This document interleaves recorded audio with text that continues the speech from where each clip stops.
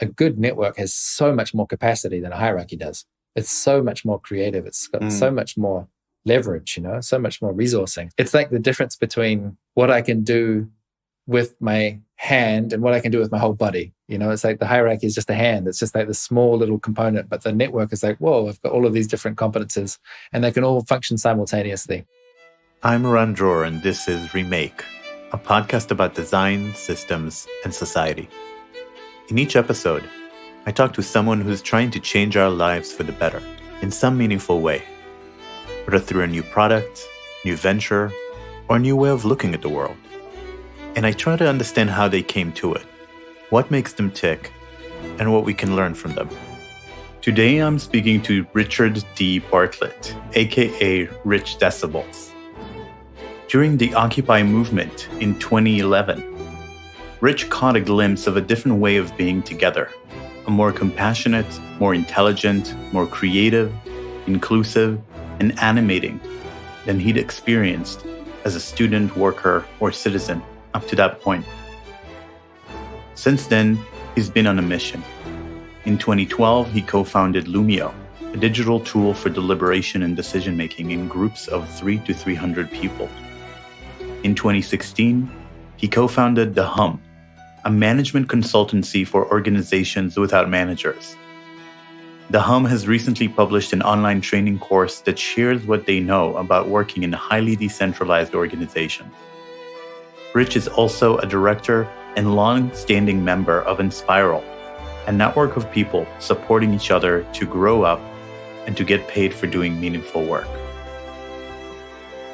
Rich has a daily writing practice. He writes about how people work together at any scale, from relationships to organizations to social change, and he's prolific on Twitter and on Medium. His fascinating book, currently in beta, is called Pattern for Decentralized Organizing and can be downloaded from LeanPub.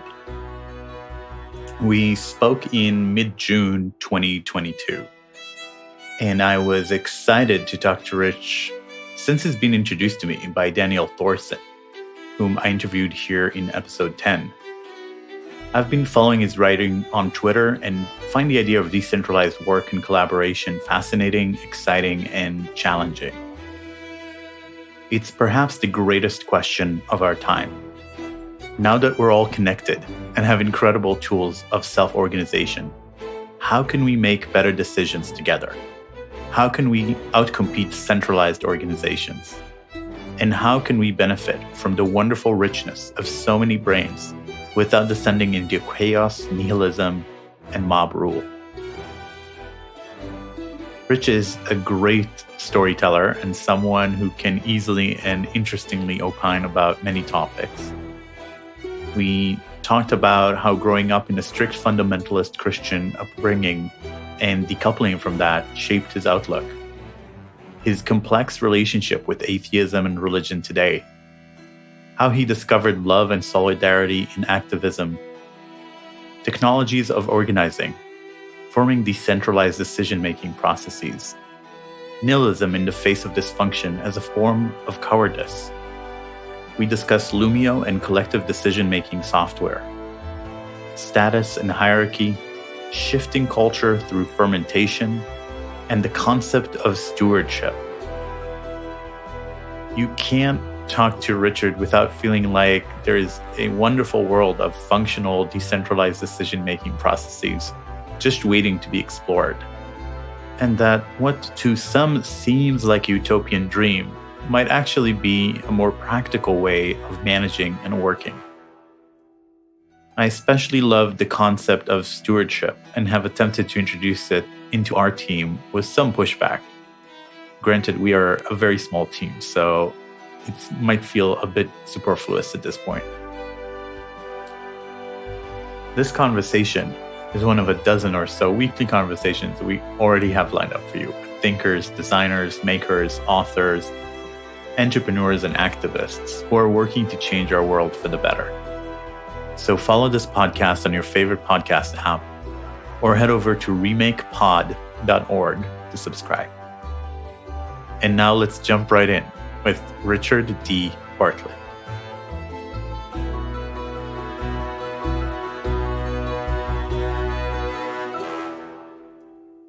All right. I'm sitting here with Richard D. Bartlett. Richard, welcome to the podcast. Thanks for having me. It's good to be here. So usually these days we start with what I call the COVID question, but it has later morphed because other things happened in the world. So my question to you today is, what's it like to be you in the world today? That's okay. That's big. What's it like to be me? I'm an immigrant.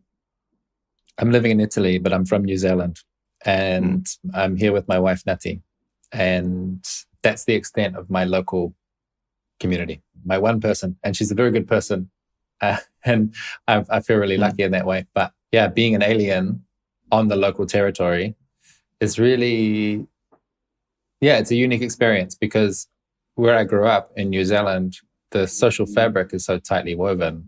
Everybody knows everybody. Everyone knows each other's business. Like in Wellington, where I spent most of my time in New Zealand, literally walking down the street, it's every few minutes I would have to stop and talk with someone. So I'm familiar with being really plugged in and surrounded by people that either we actually know each other as friends or even just recognizing, oh yeah, that's the baker and that's the grocer and that's the, like having a sense of who these people are.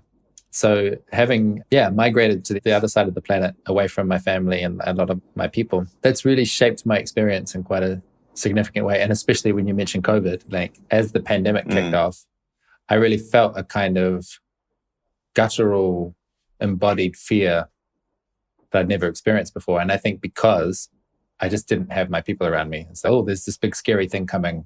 That's the time when you want to be around friends and family. So that's part of what it's like to be me. That's just one of the flavors. Other things that it's like being me. I think I'm quite optimistic as a rule. Like I'm quite passionate about the things that I'm into and like excited about my sense of agency and my sense of being alive and awake and that I've got a role to play in the world and that there's some like scary things coming our way, but also we've got lots of opportunities and I get to get my hands dirty and try and make a decent contribution. I think I have quite a meaningful life, maybe. That's a weird thing to say, but I feel like there's a lot of people a bit lost and dismayed, and I don't really feel that. I feel like quite, excited and optimistic. So those are some of the ingredients of what it's like to be me. That's great to hear. Yeah. And that's such a great opening because I feel like when you talk about activism, when you talk about trying to bring about change that's quite big and in a system that's quite good at defending itself, it's really easy to get disheartened. So it's good to meet someone who's optimistic.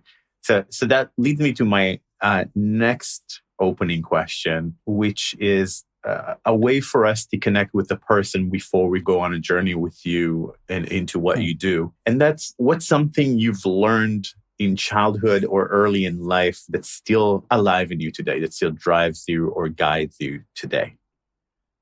And I know in your case, there's also a lot of things that are no longer there. But what's the persistent thing? Yeah. I feel like I sort of have to answer both halves at the same time, like what I have and what I've let go of. I grew up in this very tight-knit, strict, fundamentalist Christian community. And what I learned from that is, like I was saying about being alone during a pandemic, that the way to be safe and the way to be taken care of, the way to feel okay in the world is to have people, is to have a resilient, dense network of people that show up for each other, that have each other's best interests at heart and that are willing to do what it takes, that they have just practical, concrete solidarity with each other. That's just one of the basic requirements, I think, of a happy and fulfilled life is having a community that gives a damn about you. But then, the flip side is the way that community was built in my childhood was around an ideological conformity. And that's the part that I'm like, have grown out of, I guess. I believe that it's possible to have a really incredible community without having everyone to think the same way, to like buy into the same set of beliefs, to distill everything down to one perspective all the time. I think it's possible to have a much more pluralistic kind of belonging. And that's a big part of what my project is these days. Yeah, this is really interesting. So I have a master's degree in religious studies that came later in life because I grew up without religion. And just being exposed to all these different traditions and Buddhism and Taoism and Christianity. And one thing that everybody misses is sort of that, in the secular world is that gathering power of religion. So Judaism is kind of a weird instance because, I'm from Israel and it's not conformist. It's more like argumentative. So it's conformist in a few broad outlines, but like you don't have to believe the same thing. In fact, it's almost like a mitzvah to argue. And so now I'm looking at Judaism and wishing, I wish I grew a little bit closer to it because I feel so detached from it. So yeah, I guess if I had to ask you, what was the process of emerging from that religious background and where do you land today? Yeah, these are such big questions. I love it. The process of coming out of it, first I got in, I really got in. So I was born into it, but also the way that our church worked, it's like quite an active educational process and an active culture of debate. And yeah, it's quite an intellectual strand of Christianity. There's a lot of thinking and philosophizing and arguing and things. And all of that argumentation is all steering towards, in my view, the way that I understood it, was all steering towards a predetermined outcome. Like you're supposed to argue and then get to this answer that we already know. That was how I experienced it. And so in my, I don't know, I think I was maybe 17 or something, 16, starting to become an adult, I did what they called the profession of faith. So there's this public statement of, yeah, I really buy this. I submit to the discipline of the church. And then a few years later, I moved out of my family home and moved out of the suburbs into the city. So had just a little bit of freedom. And I got exposed to, people that think a little differently and going to university and meeting people that have no religion or have different religions. And one of the first things I think that started to crack for me was the sense of moral superiority. The people that I was encountering inside the church and outside of the church, it seemed obvious that some people they had good character, they were kind, they were generous, they're compassionate, they were thoughtful, they were honest. And then some people weren't. And it didn't seem to correlate very strongly with who went to church and who didn't. It seemed to be something more subtle than that. Looking at my Hindu friend, for example, it's who am I to say that your belief system is fundamentally wrong and broken and evil even, that I should be on a mission to try and convert you. That was where my brain was going. That was kind of illegal in a way. Those were illegal thoughts to have in a sense. And that started a cascade, I guess, of questioning more and doubting more and more until there was a specific process. It was an imagination process. I don't know what triggered it, but I gave myself the objective or the mission of just imagine, Rich, that all of these stories that you've heard about God and about heaven and hell and all of the people that you know, all your community, all of your school, all of the church people and the whole historical context, just imagine if all of that is a myth, a metaphor, an allegory, not concrete objective truth, but just a kind of lens that people are using to make sense of the world. Just imagine that God is not really a person in the sky that is like a puppet master organizing everything. And when I fully committed to that imagination process, really went into that, it was like transporting myself into the shoes of an atheist or an agnostic person. And once I was over there in my brain, there was kind of no coming back because I just couldn't see any convincing evidence of why would I believe in a God character? Why would I believe in that there's a thing called a one true faith? I just couldn't buy it. In a way, I just couldn't buy it. And so that once I got to that stage, the discipline of the church kicked in. Basically, I was quite happy having open and honest debates and discussions with the elders of the church. But the more we talked, the more it was obvious that my beliefs were incompatible with the creed. And the creed was what held everyone together. And eventually I got excommunicated, which is kind of the official showing, I've been shown the door. I'm out, officially, definitely going to hell by those standards. Which was a big deal. That was a big rupture. So where I'm at now, I went through this process. So that was, I don't know, maybe in my early 20s that I was excommunicated. Now I'm 37. So there's been this 17-year journey.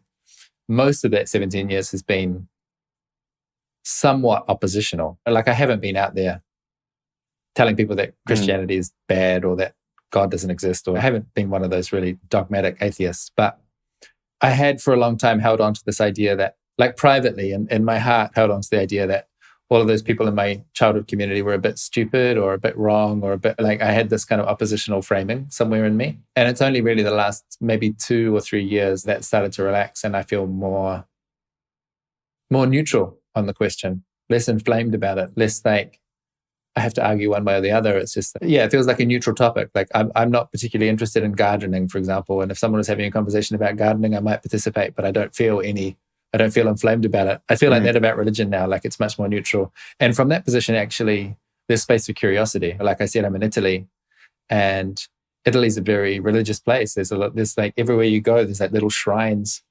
Just about every building has got like a little bust of Mary on it, or some kind of symbolism about Christian faith.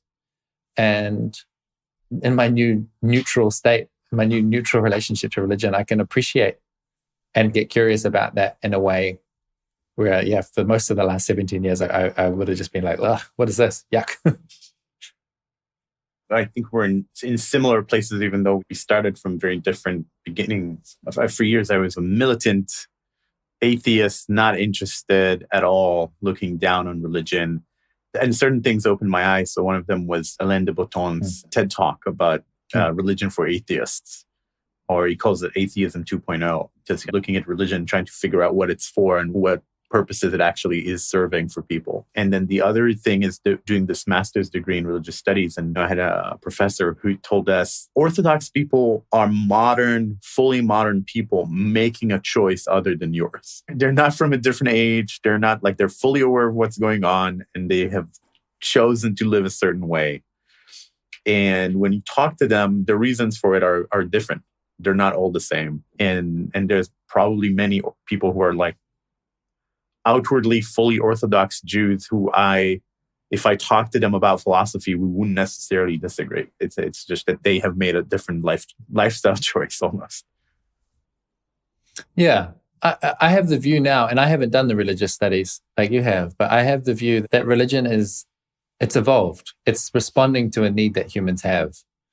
And that's why all around the world, through all history, there's been different kinds of religious tradition. And I sort of look at it now that everyone's got a religion, whether or not they have a church or a special book or a specific tradition that they know that they're part of. I sort of think that religion is the stuff that holds us together. And whether that stuff that holds us together is a story about God, or which celebrities we're paying attention to, or, what social media we spend a lot of time on, and looking at,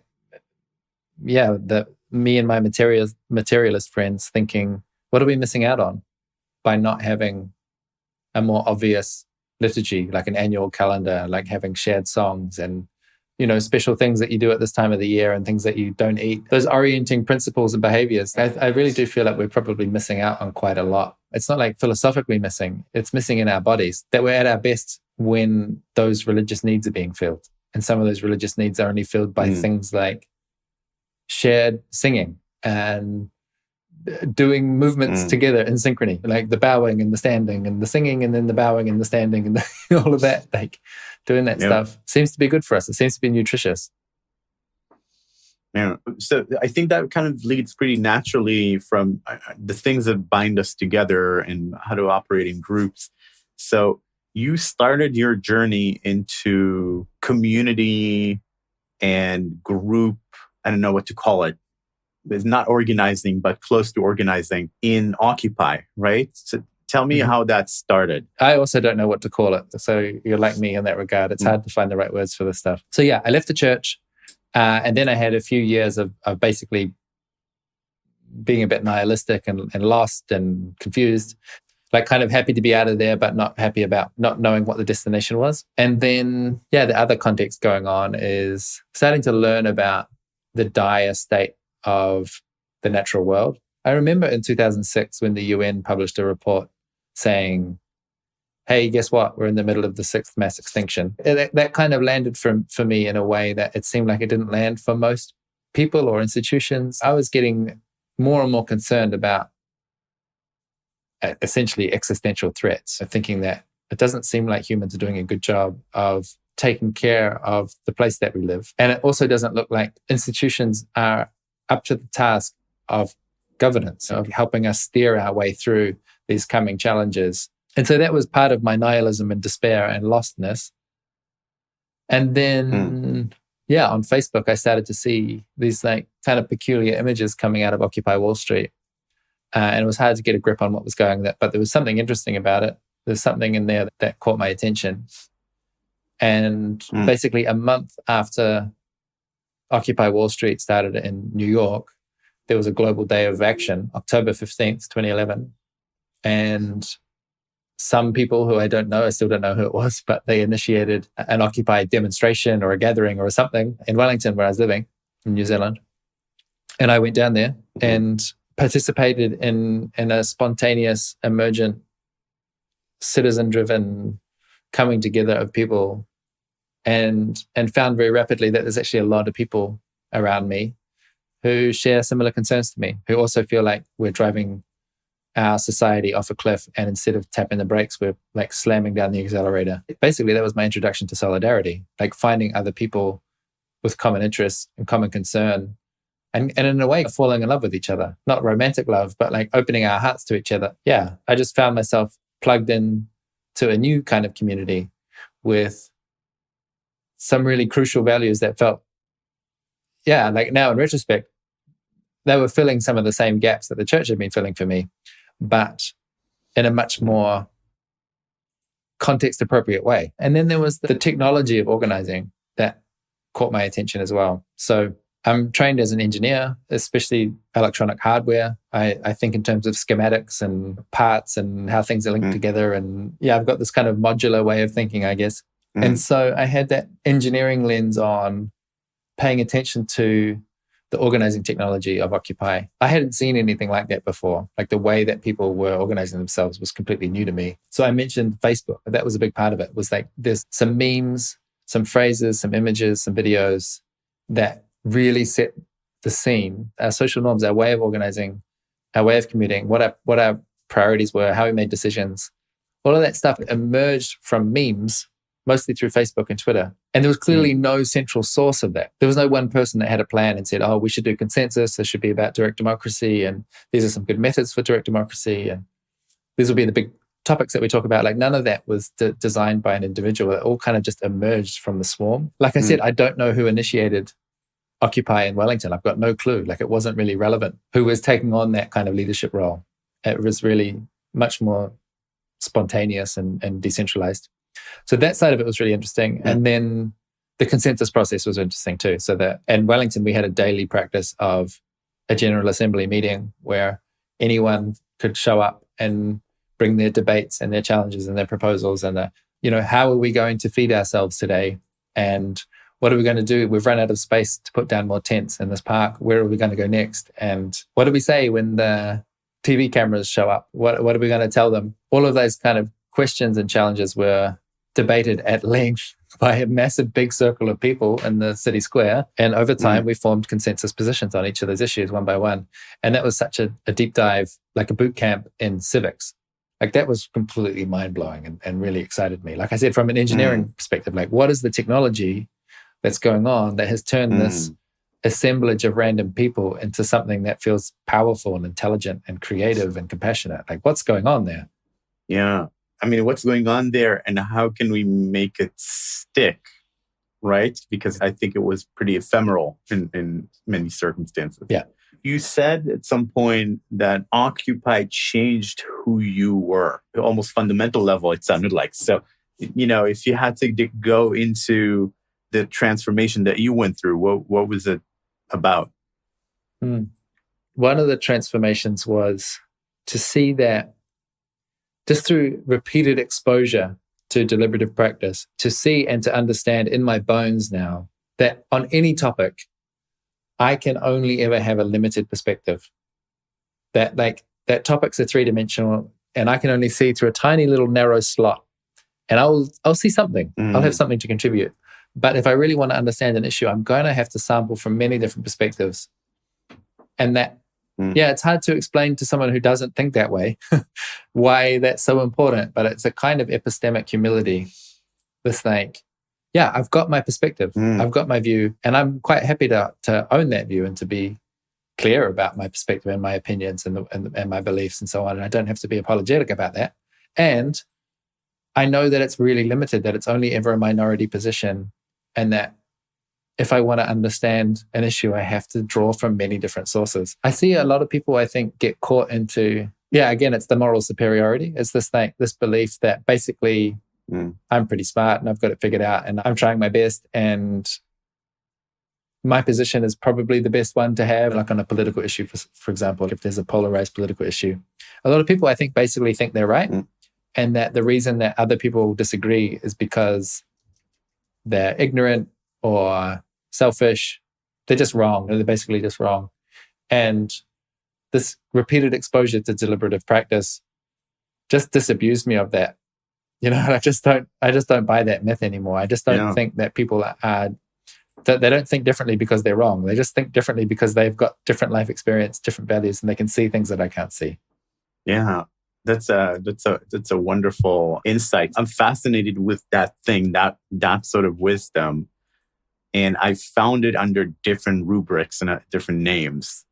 So in Buddhism, you can call it shunyata or emptiness. So this idea that essentially that the reality is interdependent and way more complex and way more dynamic than you can grasp, definitely with your own one single point of view. I've seen it in academia and in business as systems thinking, which is seeing everything in terms of complex dynamical systems, again, which your narrow position doesn't begin to capture. And in the world of design thinking is about how to synthesize multiple points of view. And so I love that that's your answer. Do you think everybody who goes through that sort of exposure will have that sort of insight? Or are there ways to make it more likely?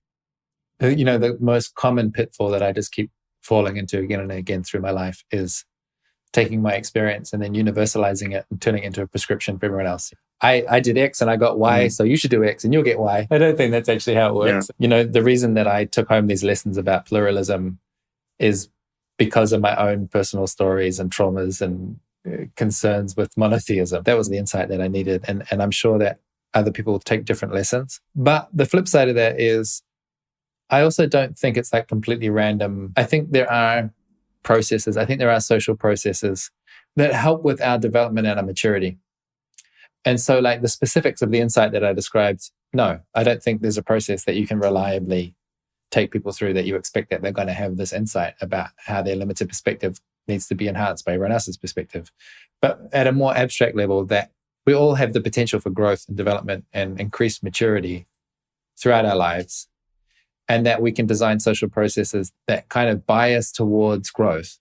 I definitely believe that. For me, that's kind of what the whole project of democracy is about. And if you don't believe in democracy, then it's like, what's left? Like I sort of feel like I have to believe in something. I have to believe that we as humans can design our interactions so that we tend to grow towards the common benefit. If you don't believe in that, what are you left with? Like a sort of fascist might makes right. Yeah, or nihilism, which a lot of my more liberal friends are drifting towards. Essentially, the earth is doomed, climate is doomed, politics is doomed. I'm not going to get involved anymore. I'm just going to do drugs and go to Burning Man. Nothing against Burning Man or drugs necessarily, but within this framework of that's all there is, right? I honestly like, and I say this with like compassion, but I really do feel that nihilism is just like an extreme kind of cowardice. And that's not to say you need to straighten yourself out and like suck it up or something. That's not really how I see it. It's like that nihilism, I think, comes from getting stuck halfway through the process. And the process is to acknowledge fear and uncertainty and grief and suffering and injustice and all of the things that pull people down. Like we've got to be real about that and not get stuck there. And the way to not get stuck there is with courage. Courage is the antidote to cowardice. For me, courage means this commitment to persisting without assurance of a positive outcome. We don't have good character because we think we're going to get the payoff. I'm not a generous person because I think it's in my best self-interest in the long run. I'm a generous person because I think if there were more generous people, then life would be better for everyone and that would be in a better state. And the courage that I'm describing, it doesn't come from me. It doesn't come from some incredible willpower or something that was downloaded into me. It comes from us. It comes from we. It comes from encouragement. The encouragement comes from someone else. And because I know that they're committed to me and I'm committed to them. I think it's impossible to be hopeful on your own, but with sufficient peers and sufficient community, then hope is kind of the only option. Yeah. I feel like I want to absorb that from you because you said it's impossible to be hopeful on your own. I feel like the length that I had to go through to be optimistic on my own, maybe because I never participated in one of these communities, were pretty extreme. I had to do years and years of meditation and read so many different books and watch a million TED Talks. This podcast is helping with that as well. I've never belonged to either a religious community or an activism community. It's all been like jobs and then groups of disparate friends. One of the things that seems to be peculiar about my approach is I really believe in membership groups. Like you said, your job is, it's really clear if you work at a company or not. There's a very hard line about in and out. And for a lot of people in contemporary times, I think work is the only place where you have that hard line, I'm in.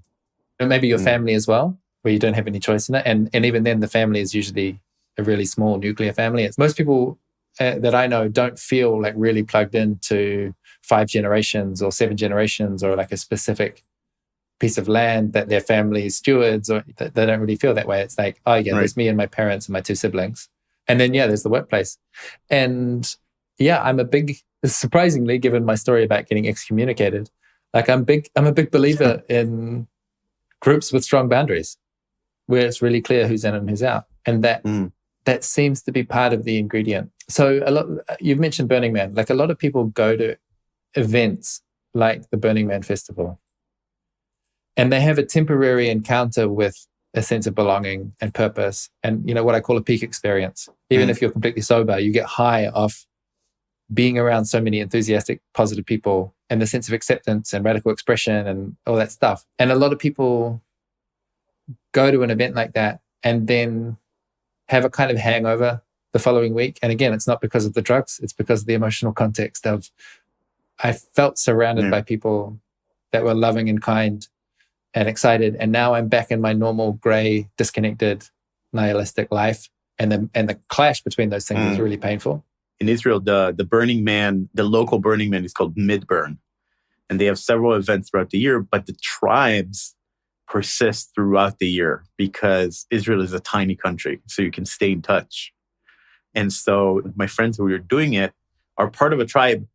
They hang out, they go to parties. And so that's a way to keep the Burning Man spirit alive throughout the year. And it's interesting. I think it is working better here, but there are... I love that you said membership, because I think one of the things that I'm most afraid of that keep me out of these is like identity, is having a group become part of my identity. And so I don't allow myself to join groups that have a clear membership, because that would reflect on me. Now I have to say that I'm a member. So there's all these kind of Buddhist sanghas, and it's like, but what does it say about me? Am I that kind of Buddhist? So I stay out. Yeah. And I suspect that like a really healthy, flourishing human system, like you'll have multiple memberships. One might be, like these Burning Man festivals. Another one might be a volunteer group where you do a thing in your community that you care about. Another one is your job. Another one is your family. That you have these kind of intersecting different dimensions of membership.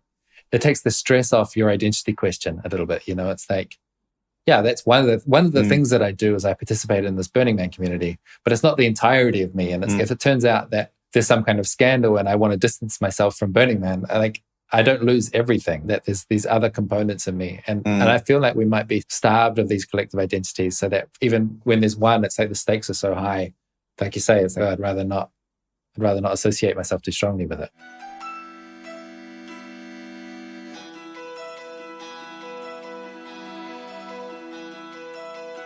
You're listening to Remake, a podcast about design, systems, and society. If you're listening on a podcast app, you already know how to follow podcasts. So please follow this one.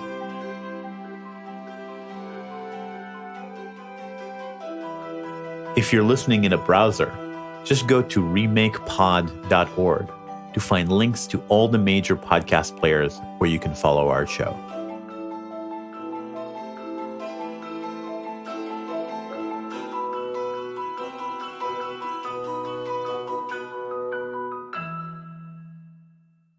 You're part of many communities, and many of them seem to kind of converge around this topic of the leaderless organization. And so you started Loomio and the Hum, and you're part of Enspiral. So walk me through that journey of all of these intersecting identities / communities, however you want to call them.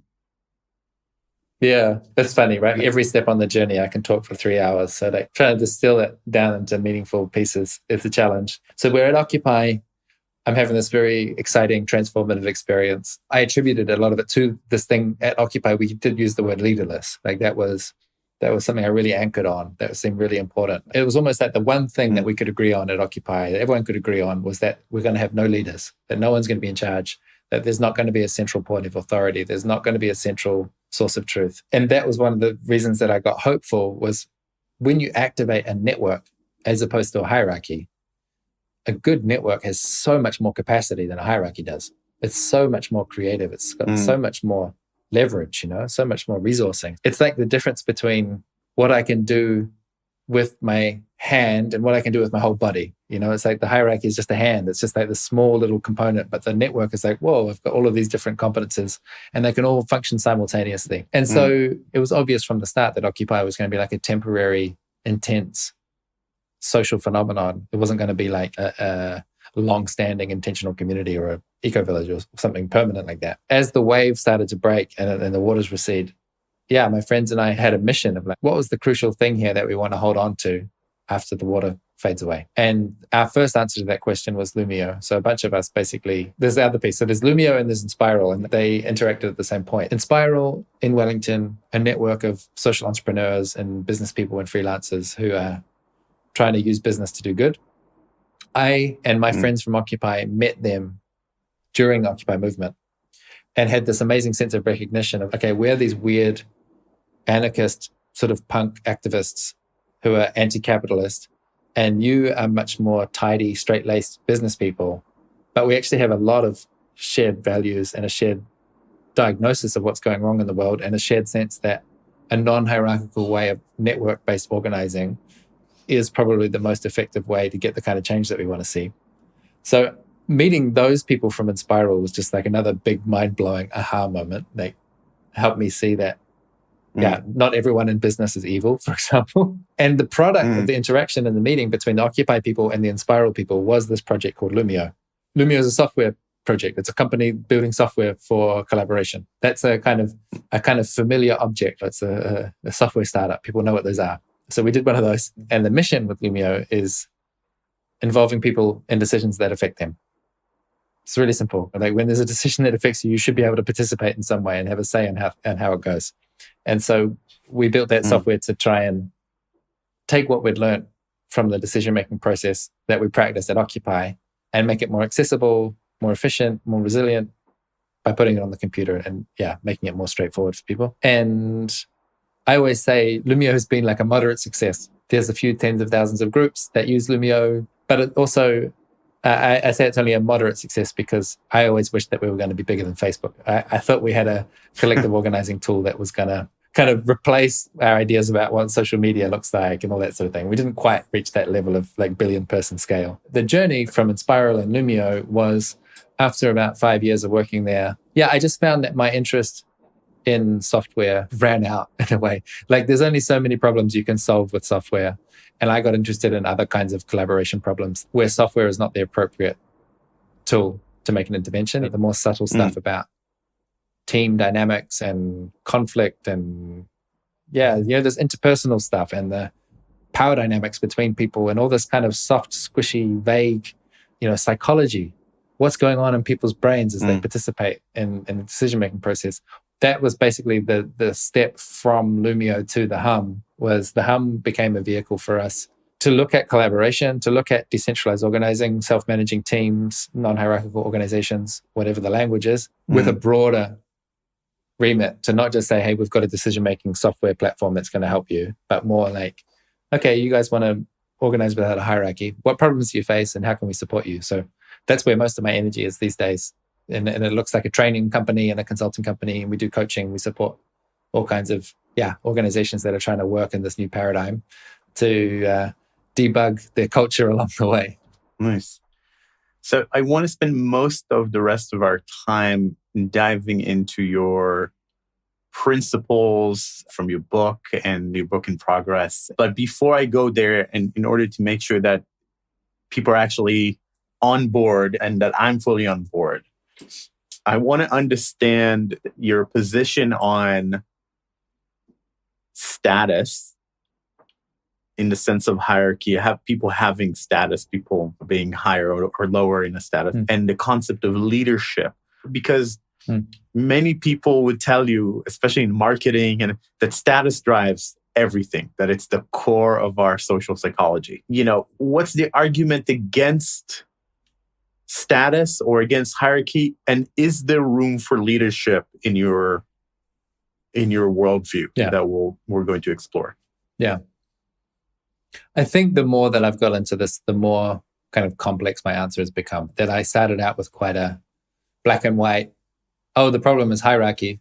Hierarchy is stupid and we just need to get rid of it. That was the motivating force that I had originally, and now I just don't really see it that way. Where I've got to is hierarchy is not the enemy, but it's more like coercion and domination is the enemy. I think we can organize in a way that reduces the amount of domination that's required. We can relate to each other as adults, or we can relate to each other in this like parent-child dynamic where one person has all of the authority and the freedom and the power, and they get to set the terms, and the other person kind of has to accept it or they'll get punished. I think we can mostly ditch that. Largely, a lot of our organizations are built around this parent-child dynamic, and they don't have to be. But the reason they are is because that's what we've been trained for. That's what we've been conditioned for. That's what we're most familiar with. There are hard problems of coordinating a group of people, and the most common solutions that we know about, the models, the role models that we have, the tools that we use, they're all biased towards this parent-child dynamic. And so there's a lot of inertia in the system to try and find a more peer-to-peer, adult-to-adult way of relating. I agree that status kind of drives everything. And I actually think that my hypothesis at the moment is that we have an incredible sensitivity to status, such that you can walk into a room and within a few seconds, you have a kind of embodied understanding of the status landscape. And you don't know that like intelligently and consciously in your brain, but something in your body can read that. And we look to the high status people to understand, how should I be here? What's normal here? And you can remove the formal hierarchy, like most of the groups that I work with. You couldn't really draw their organizational chart with a hierarchy. But I've never worked in a group where it felt like everyone had the same amount of status. Like I don't really think groups look that way. I think groups tend to have these concentrations of status. And so the challenge is not like, how do we obliterate the difference or how do we make everyone the same? It's just, how do we work with that terrain of status in a conscious way? Can we be explicit about the way that some people have more influence than others?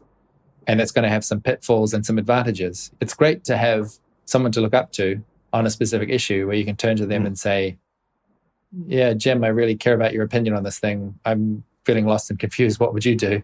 But I think the view that I have is more like that status should be moving. It should be dynamic. I believe each of us have got our own zone of genius.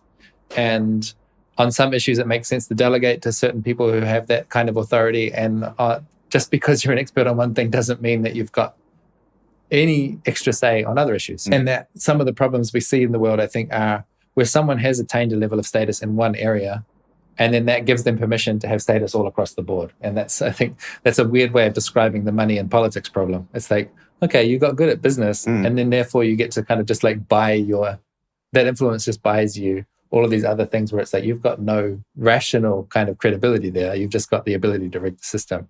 Yeah. So reading from your book, the Patterns for Decentralized Organizing, there's this concept of fermentation, which I love, how to ferment the right culture. Tell me about that. What is this process about?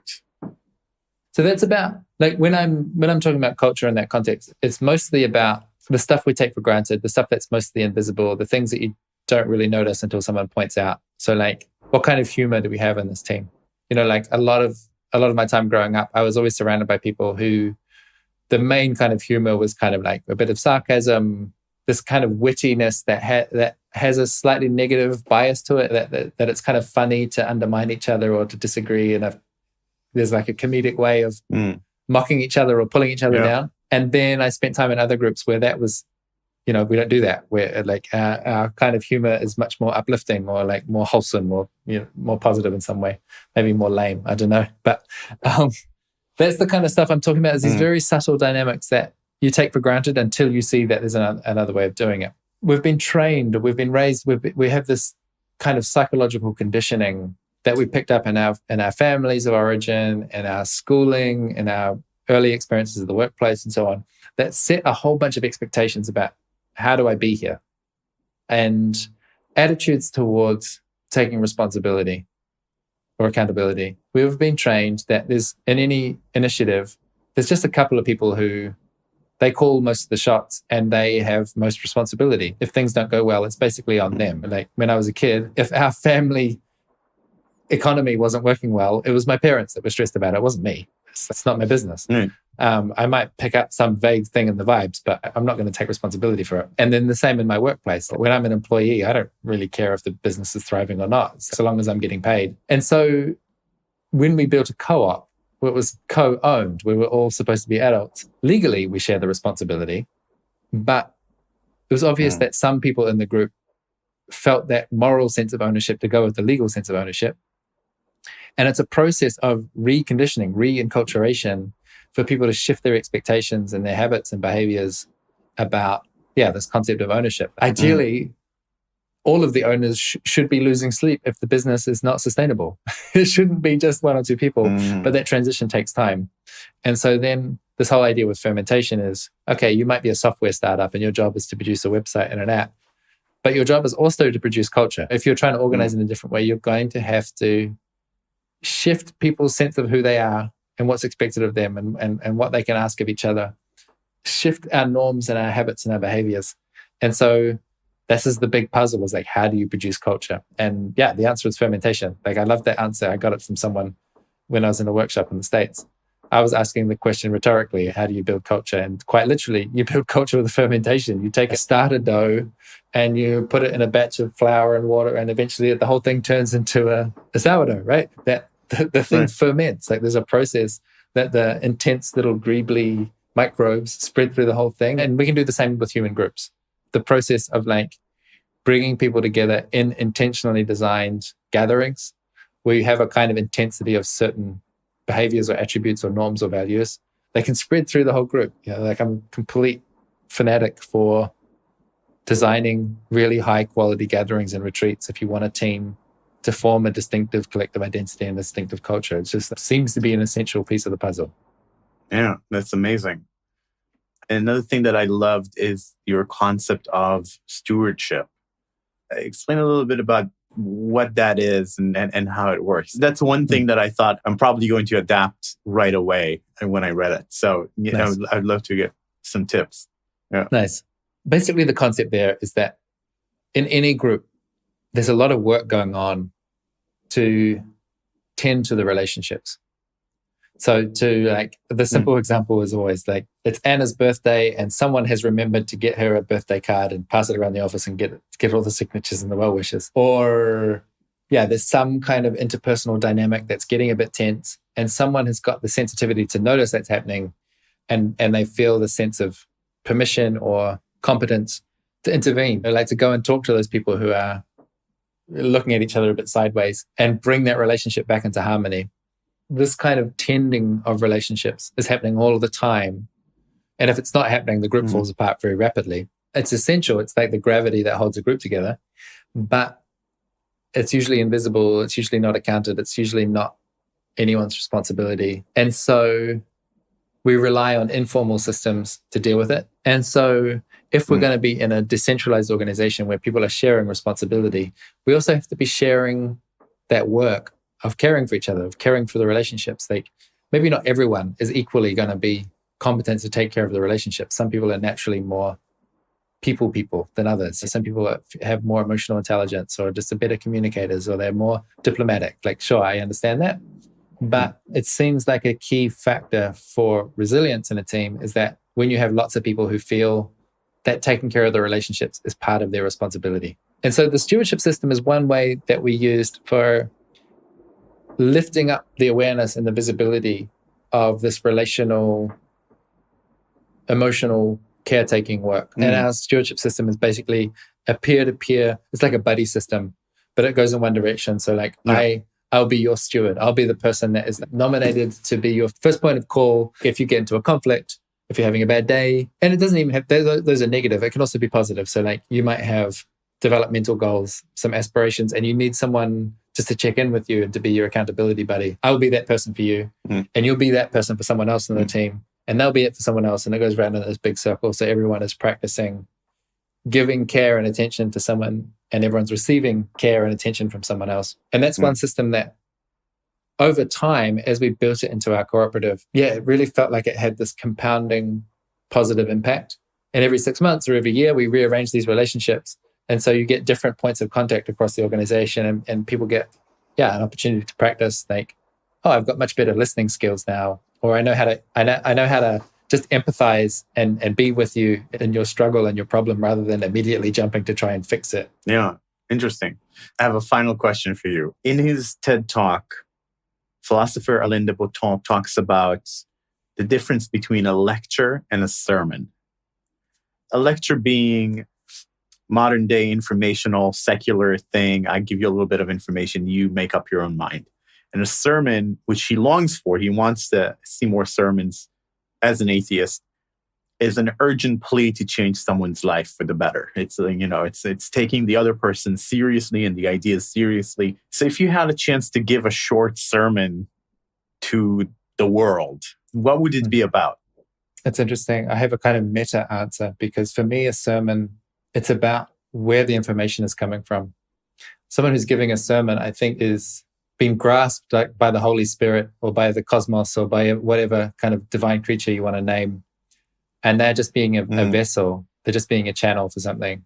They're not presenting their truth and their reality, but they're just being the instrument in the orchestra, and they're playing that solo that's come from outside of themselves. So I think that's the sermon for me, is like, what's your instrument? What are you a channel of? Like, what is your unique flavor or tone or aspect, and how will you find that? Well, you find it through friendship. You find it through relationship. You find it through other people helping you see what your unique contribution is. It's not something that lives so much inside of you. It actually lives between us. It's something that arises in the space between us. So, I would be sermonizing about fierce friendship and how we can support each other to be courageous and to be optimistic and to be engaged in the world and to put our hands on the steering wheel and to bring each other soup when we're not well and to bring each other cakes when it's time to celebrate. Thank you very much, Rich. I appreciate your time today. It's been such a pleasure. Thanks for having me, and thanks for inviting me to give a sermon. That's really fun. Remake is produced by myself and Regina Rothstein. Research and editing by Louis Brady. And audio engineering by Greg Cocoveos. If you enjoyed the podcast, please consider writing a 5-star review in Apple's podcast or wherever you're listening. It helps many more people discover the podcast and also just makes us feel good. Current support for the podcast comes from my own design company, Remake Labs. We're a global strategic design sprint agency aimed at improving outcomes through repeated and rapid design interventions. Now, until next time, be well, everyone, and see you next week on Remake.